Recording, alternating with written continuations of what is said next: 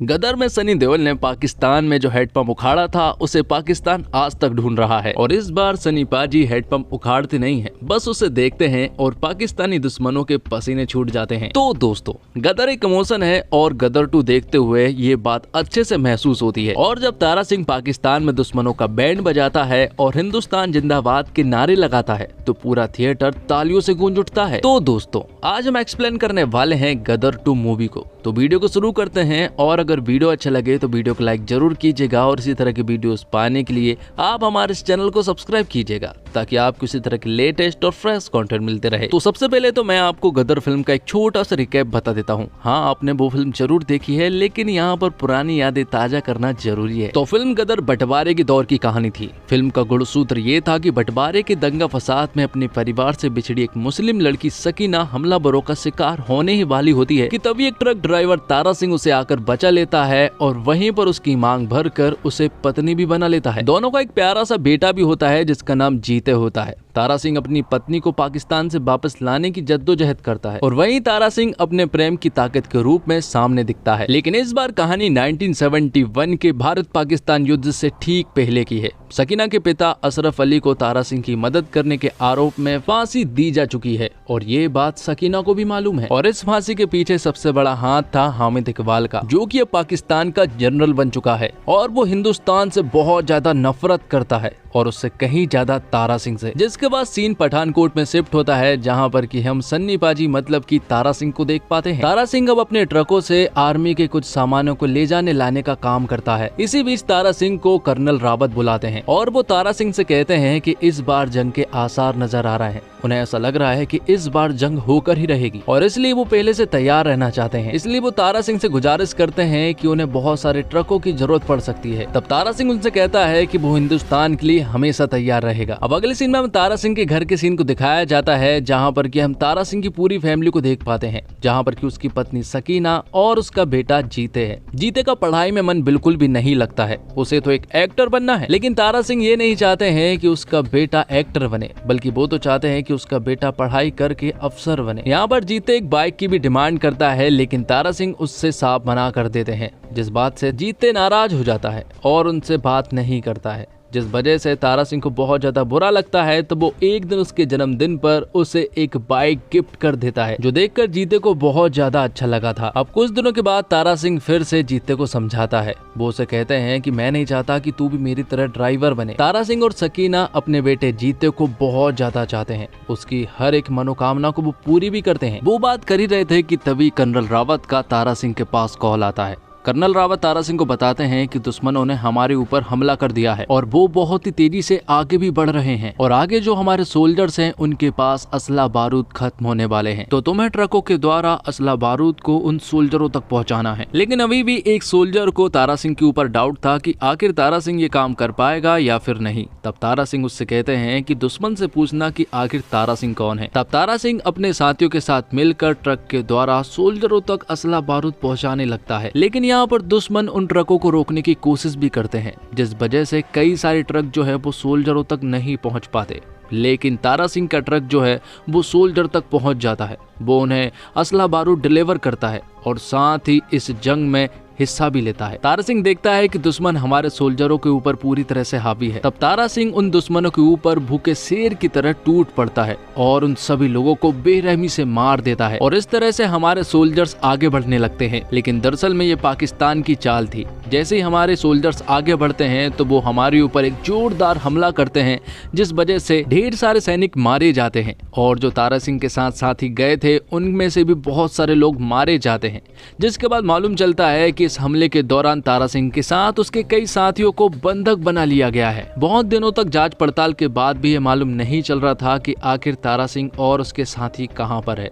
लेकिन कुछ इन्वेस्टिगेशन के बाद मालूम चला है कि तारा सिंह और उसके साथी पाकिस्तान के कोट लखपत जेल में बंद है। और ये बात जब सकीना और जीते को मालूम चली तो उनका बहुत ही ज्यादा बुरा हाल हो गया था, क्योंकि उन्होंने ये कभी भी नहीं सोचा था कि एक दिन तारा सिंह पाकिस्तान की ऐसी जेल में बंद हो जाएगा जहां से उनका वापस आने का कोई भी चांस नहीं है। लेकिन जीते अपनी माँ को इस तरह से नहीं देखना चाहता था, इसलिए वो डिसाइड करता है कि वो पाकिस्तान से अपने पिता को लेकर जरूर आएगा। इसलिए वो अपनी माँ के पास एक चिट्ठी छोड़ता है और तुरंत ही नकली वीजा और पासपोर्ट से पाकिस्तान में दाखिल हो जाता है। तो जीते पाकिस्तान में एंटर होने के बाद सबसे पहले गुल्लू से मिलता है, जो कि तारा सिंह का बहुत ही अच्छा दोस्त था, और उसी के द्वारा जीते को मालूम चला था कि तारा सिंह जो है अपने साथियों के साथ कोट लखपत जेल में बंद है और वहां पहुंचने का सिर्फ एक ही रास्ता है। वहां हर रोज बिरयानी जाती है और अगर तुम उस बिरयानी वाले की जॉब ले लो तो तुम वहां तक आसानी से पहुंच सकते हो, लेकिन उससे पहले तुम्हें मुस्कान नाम की एक लड़की को पटाना होगा, क्योंकि मुस्कान ही वो लड़की है जो कि बिरयानी बनाने वालों को जॉब देती है। जो भी सबसे अच्छी बिरयानी बनाता है वही इस जॉब के हकदार रहते हैं। मुस्कान को फिल्म देखने का बहुत शौक है और उसका फेवरेट राजेश खन्ना है, और ये बात जीते को बहुत ही अच्छे से मालूम चल जाती है। तब वो मुस्कान के करीब आता है, वो उसे फिल्मी तरीके से पटाता है। यहाँ पर मुस्कान को भी कहीं न कहीं अब जीते बहुत ज्यादा पसंद आने लगा था, लेकिन एक दिन मुस्कान को जीते की सच्चाई मालूम चल जाती है। तब जीते भी यहाँ पर मुस्कान को सब कुछ सच सच बता देता है। वो उसे बता देता है कि वो कोई आतंकवादी नहीं है, वो बस अपने पिता को यहाँ से बचाने के लिए आया है। मुस्कान को जीते से प्यार हो गया था।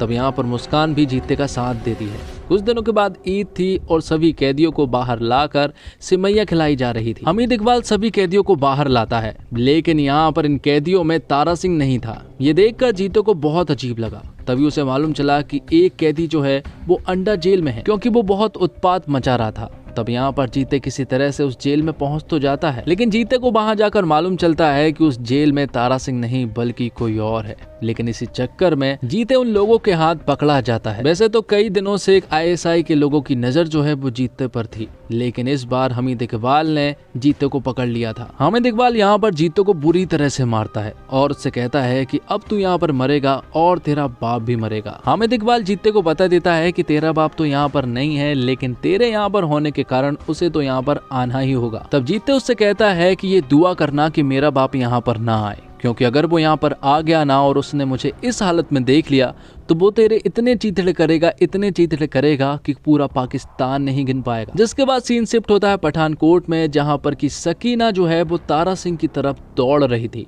यहाँ पर हमें मालूम चलता है कि दरअसल तारा सिंह वापस आ चुका है, और तारा सिंह बताता है कि जंग के दौरान वो दुश्मनों के हाथ नहीं पकड़ाया था, बल्कि वो तो बेहोशी की हालत में नदी से कहीं दूर निकल गया था। वहाँ के कुछ लोगों ने उसे हॉस्पिटल ले गए, लेकिन वो बहुत दिनों तक कोमा में रहा, और जब उसे होश आया तो वो यहाँ पर आ गया। जिसके बाद तारा सिंह को सकीना के द्वारा मालूम चलता है कि जित्ते पाकिस्तान में है। सकीना यहाँ पर तारा सिंह को सब कुछ बता देती है। ये सुनने के बाद तारा सिंह पूरी तरह से बौखला जाता है। उसे मालूम है कि वहाँ के लोग किस तरह से उसके साथ बर्ताव करेंगे। तब तारा सिंह डिसाइड करता है कि वो अपने बेटे जीते को पाकिस्तान से लेकर जरूर आएगा, और अगले ही दिन अपने सफर की तरफ निकल पड़ता है। जीते वहाँ से जो चिट्ठियां भेजता था वो सारी चिट्ठियां यहाँ पर तारा सिंह के पास थी, और वो सारी चिट्ठियों को पढ़ रहा था। और फिर कुछ समय के बाद तारा सिंह जो है वो लाहौर में एंटर हो जाता है। जब तारा सिंह वहाँ पर पहुँचता है तो वो देखता है कि यहाँ पर तो अलग तरह का ही माहौल बना हुआ है। यहाँ पर हिंदुस्तान के मुर्दाबाद के नारे लगाए जा रहे थे। दूसरी तरफ हम देखते हैं कि हामिद इकबाल ने जीते को पब्लिक के सामने रख दिया था। वो पूरी पब्लिक के सामने उसे देशद्रोह घोषित कर देता है। पाकिस्तानी पब्लिक के बीच में हामिद इकबाल ने उन लोगों के अंदर बहुत ज्यादा नफरत पैदा कर दी थी जीते को लेकर। तब सभी लोग चाहते थे कि अब जीते को फांसी हो, इसलिए जीते को यहाँ पर एक तोप से बांध दिया जाता है। जीते की हालत बहुत ज्यादा खराब थी। तब आखिर में जीते हामिद इकबाल से कहता है कि मरते हुए इंसान की आखिरी ख्वाहिश तो जरूर पूरी करते हैं। तब हामिद इकबाल जीते से पूछता है कि आखिर तेरी आखिरी ख्वाहिश क्या है। इतना बोलने के बाद यहाँ पर एंट्री होती है हमारे सन्नी पाजी मतलब की तारा सिंह की। तारा सिंह यहाँ पर आता है और तुरंत ही हामिद इकबाल से कहता है कि मेरे बेटे को छोड़ दो, तुम्हें मैं चाहिए था तो मैं यहाँ पर आ गया हूँ। लेकिन हामिद इकबाल यहाँ पर तारा सिंह से उल्टी सीधी बातें करता है और अब दोनों को मारने की बात भी कहता है। जिसके बाद हामिद इकबाल इस्लाम के बारे में तारा सिंह से उल्टी सीधी बातें करने लगता है। तब यहाँ पर तारा सिंह उससे कहता है कि अगर पाकिस्तानी लोगों को हिंदुस्तान जाने का मौका मिले तो आधे से ज्यादा पाकिस्तान खाली हो जाएगा और तुम्हें भीख मांगने के लिए कटोरा भी नहीं मिलेगा। ये बात सुनने के बाद हामिद इकबाल को गुस्सा आ जाता है और वो यहाँ पर तारा सिंह और जीते को मारने का ऑर्डर दे देता है। लेकिन यहाँ पर तारा सिंह बौखलाकर सभी को मार गिराता है और अपने बेटे जीते को लेकर यहाँ से भाग निकलता है। लेकिन अब पाकिस्तानी सोल्जर्स तारा सिंह और जीते के पीछे पड़ जाते हैं। यहाँ से वो दोनों किसी तरह से भाग तो निकलते हैं, लेकिन अभी भी वो उनका पीछा कर रहे थे। तब यहाँ पर तारा सिंह बौखलाते हुए सभी के सामने आता है और उन सभी को मार गिराता है, क्योंकि तारा सिंह अपने आप में एक आर्मी है। कुछ टुकड़ियों को तो तारा सिंह इतनी बेरहमी से मारता है कि कुछ लोग तो तारा सिंह को देखकर ही वहां से भाग निकलते हैं क्योंकि तारा सिंह का ये रूप पूरी तरह से गदर मचा देता है। तो अब तारा सिंह का पूरा ध्यान दुश्मनों से लड़ने में था। वहाँ दूसरी तरफ कुछ लोग ने यहाँ पर जीते को पकड़ लिया था, पर जीते यहाँ पर उनसे जैसे तैसे फाइट करके उनसे दूर भाग निकलता है, लेकिन वो तारा सिंह से भी अब दूर हो जाता है। लेकिन अब तारा सिंह को जीते की चिंता होने लगी थी क्योंकि उसे ऐसा लग रहा था कि शायद उन लोगों ने जीते को फिर से पकड़ लिया है। तब तारा सिंह गली गली जाकर अपने बेटे जीते को ढूंढने लगता है। वहाँ दूसरी तरफ हम देखते हैं मुस्कान को, जिसके पास हामिद इकबाल आया था, और यहाँ पर हमें मालूम चलता है कि दरअसल में मुस्कान के परिवार वालों को हामिद इकबाल ने गन पॉइंट पर रख के यहाँ पर जीते के बारे में बहुत सारी उल्टी सीधी अफवाहें उड़वा दी थी और एक कागज पर मुस्कान के साइन भी ले लिए थे, जिस वजह से अब दोनों बाप बेटे जो हैं वो वांटेड बन जाते हैं। लेकिन अब मुस्कान की फैमिली चाहती है कि यहाँ पर जीते और मुस्कान दोनों एक हो जाएं, और वो तारा सिंह की भी मदद करने के लिए मान जाते हैं क्योंकि उन्हें मालूम चल गया था कि जीते और तारा सिंह बिल्कुल सही है। तो यहाँ पर मुस्कान के फैमिली वाले मुस्कान समेत जीते और तारा सिंह को एक खुफिया रास्ते के द्वारा हिंदुस्तान भेजने का प्लान बनाने लगते हैं। लेकिन ये बात कहीं ना कहीं हामिद इकबाल को मालूम चल जाती है, और हामिद इकबाल तारा सिंह, मुस्कान और जीते को पकड़ लेता है। वो उन्हें बॉर्डर के पास ले जाता है और यहाँ पर वो उन्हें बुरी तरह से मार रहा था, जिसके बाद हामिद इकबाल तारा सिंह के पास जाता है और तलवार की नोक पर वो उससे कहलवाता है कि हिंदुस्तान मुर्दाबाद के वो नारे लगाए। तब तारा सिंह हामिद इकबाल से कहता है कि अगर मैं ये बात कह भी दूं तब भी हमारा हिंदुस्तान हमेशा आजाद रहेगा। और साथ ही तारा सिंह हामिद इकबाल से ये बात भी कहता है कि अगर तुम सारे पाकिस्तानी मिलकर हिंदुस्तान मुर्दाबाद के नारे भी लगाओगे ना, तब भी ये बात सिर्फ बॉर्डर तक पहुंच पाएगी, लेकिन अगर सारे हिंदुस्तानी ने मिलकर हिंदुस्तान जिंदाबाद के नारे लगा दिए तो पूरा पाकिस्तान फट जाएगा। और ये बात सुनने के बाद हामिद इकबाल सभी को मारने की कोशिश करने लगता है, लेकिन तभी तारा सिंह जो है वो गदर मोड पे आ जाता है और सभी के चीथड़े उड़ाना शुरू कर देता है। वो यहाँ पर उन सभी लोगों को बेरहमी से मारना शुरू कर देता है। हामिद इकबाल के पास पूरी की पूरी आर्मी थी,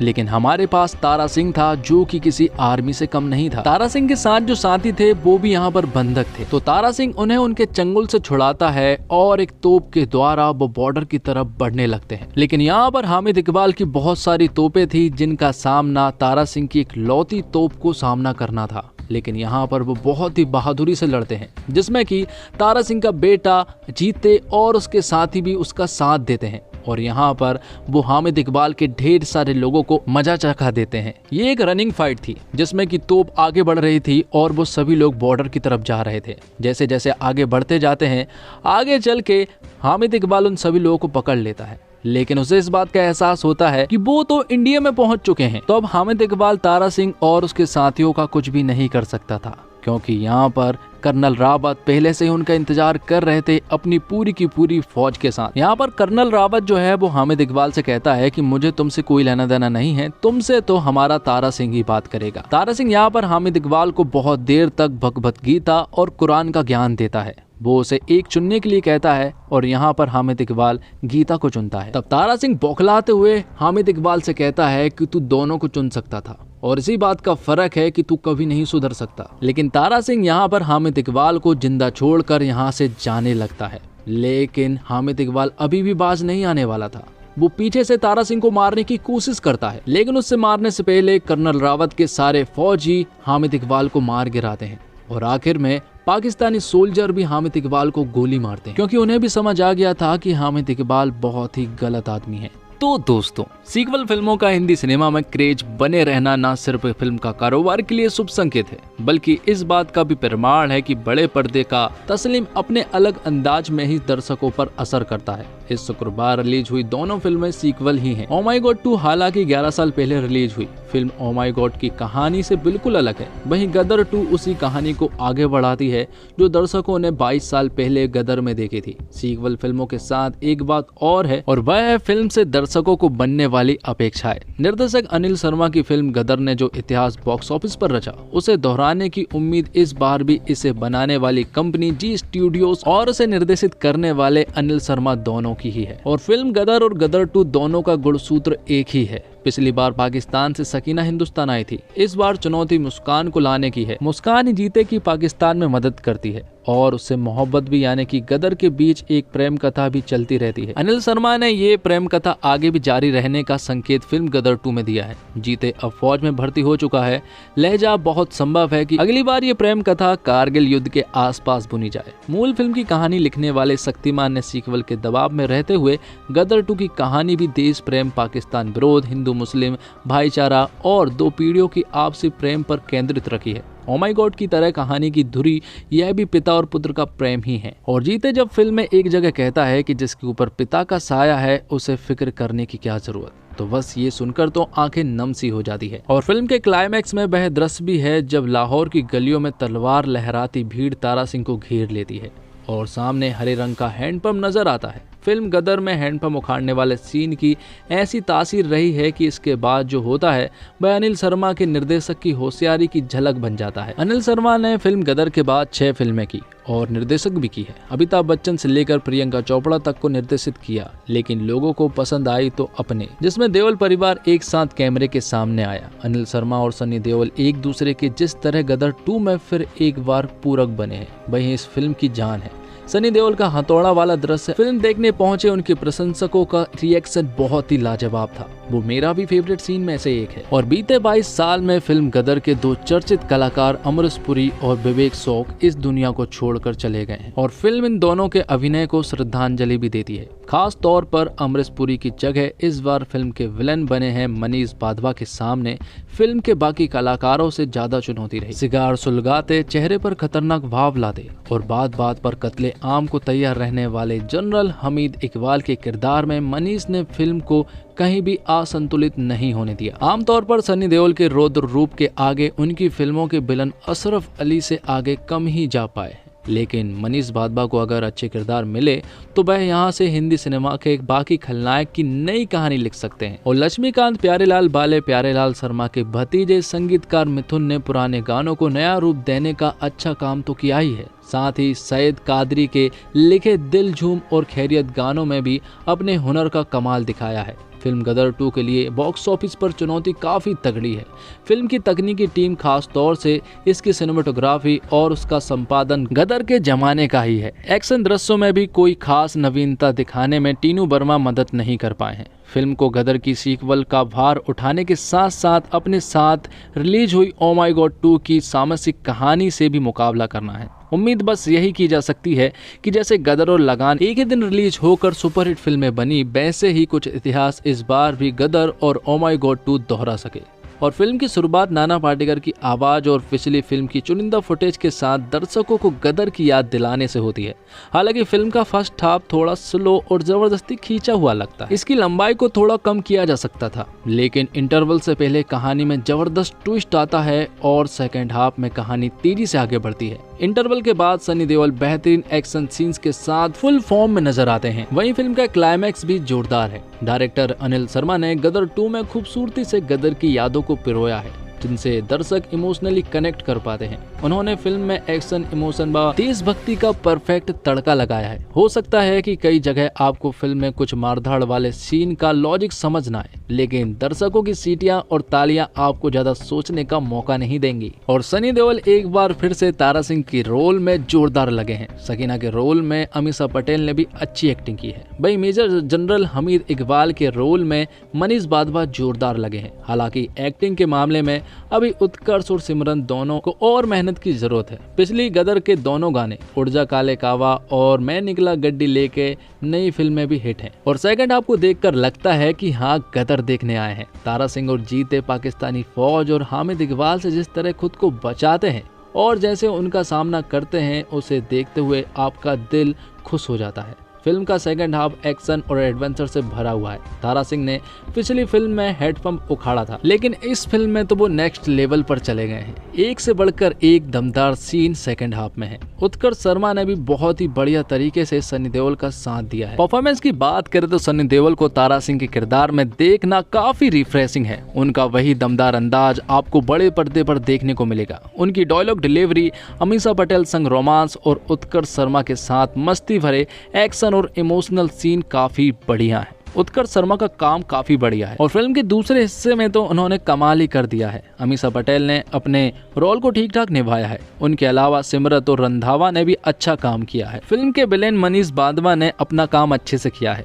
कई जगह वो ओवर होते दिखे, लेकिन वो उनके किरदार की डिमांड थी। लगता है डायरेक्टर अनिल शर्मा पहले से ही जानते थे कि उन्हें फिल्म के किस हिस्से पर सबसे ज्यादा मेहनत करनी है। हालांकि गदर 2 के बेस्ट पार्ट तक पहुंचने में उन्होंने काफी समय लिया, लेकिन इसे देखकर मजा जरूर आएगा। फिल्म की एडिटिंग अच्छी है, लेकिन इसे थोड़ा छोटा जरूर किया जा सकता था। फर्स्ट हाफ स्लो है और उसमें ज्यादा एक्शन नहीं है, तो वो देखने में और ज्यादा लंबा लगता है। एक चीज जो एकदम बढ़िया है और वो है फिल्म का म्यूजिक। मूवी में आने वाले सभी गाने अच्छे हैं और सीन्स को सपोर्ट करते हैं। ये फिल्म एक्शन, रोमांस, ड्रामा और इमोशन से भरी हुई है, जिसे आप एक मौका देना चाहें तो बुरा नहीं होगा। और इसी के साथ ये एक्सप्लेनेशन यहीं पर खत्म होता है। तो दोस्तों, उम्मीद करता हूँ आपको वीडियो पसंद आई होगी। वीडियो पसंद आई हो तो वीडियो को लाइक जरूर कीजिएगा और इसी तरह के वीडियोस पाने के लिए आप हमारे चैनल को सब्सक्राइब कीजिएगा। साथ ही कमेंट्स बॉक्स में जरूर बताएं कि आपको ये फिल्म कैसी लगी और आपको गदर 3 का कितना इंतजार है, ये भी जरूर बताइएगा। कमेंट्स बॉक्स में आप हमारी वीडियो के बारे में अगर 2 शब्द कहना चाहते हैं तो जरूर कहें। धन्यवाद। जय हिंद, जय भारत, जय श्री राम। हिंदुस्तान जिंदाबाद है, जिंदाबाद था और जिंदाबाद रहेगा।